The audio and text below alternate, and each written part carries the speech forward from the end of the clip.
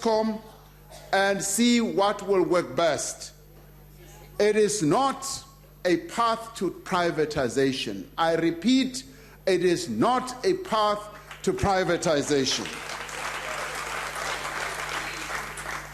Restructuring will reduce the risk of a massive Eskom that at times has, in its current form, been termed too big to fail, placing government in a position where all our eggs are in one basket.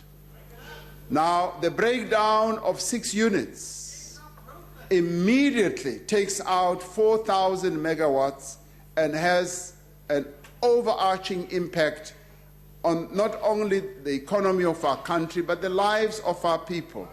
Now, this happens because we've got all our eggs in one basket. This restructuring will align Eskom with international electricity trends, where the vertically integrated electricity utilities have been broken up to enable better regulatory oversight through a single buyer model, increased competition, and making sure that the risks are minimized. A good example of this has been in a number of countries, even on our own continent.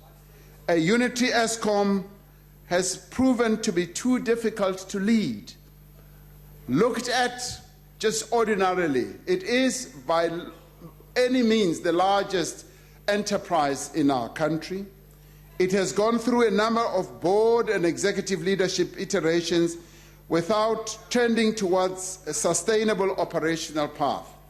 Ultimately, this process is intended to ensure security of electricity supply for the country, which is critical to building on the positive investor sentiment and confidence essential for investment required so sorely so that we can create jobs.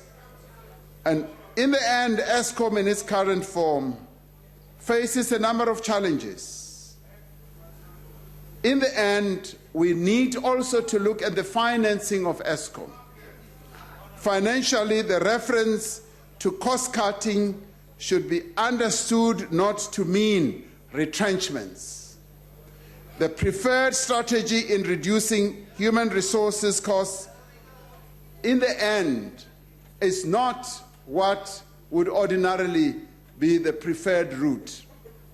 We further need to look at the benefits that this whole process will yield for us as we restructure Eskom.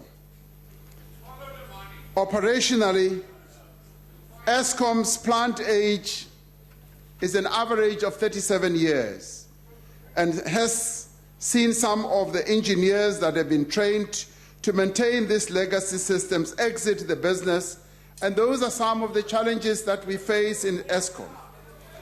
Some of those experienced technical professionals have been traced to other parts of the world, and responding to the Tumamina call, they have indicated that they want to come back home, to come and assist us to show up Eskom.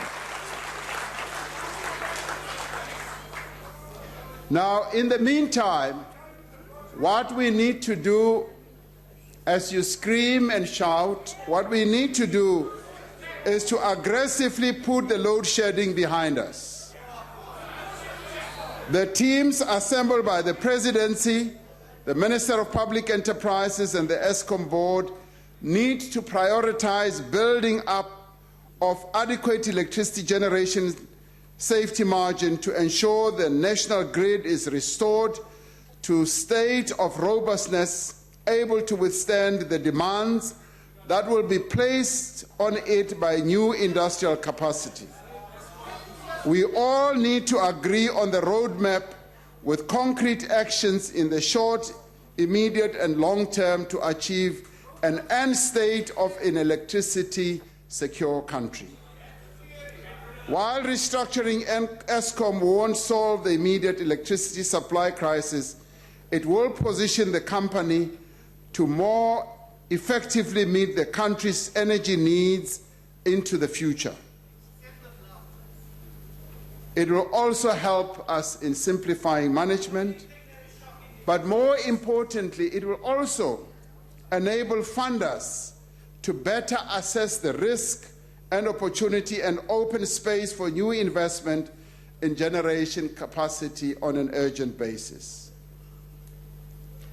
I have constituted a special cabinet committee on Eskom, which will be led by the Deputy President, consisting of the Minister of Public Enterprises, Energy, Finance, Transport, SSA, and the police, to be seized with the matter of Eskom on a daily basis and to provide me with reports daily on what actions need to be taken to secure energy supply.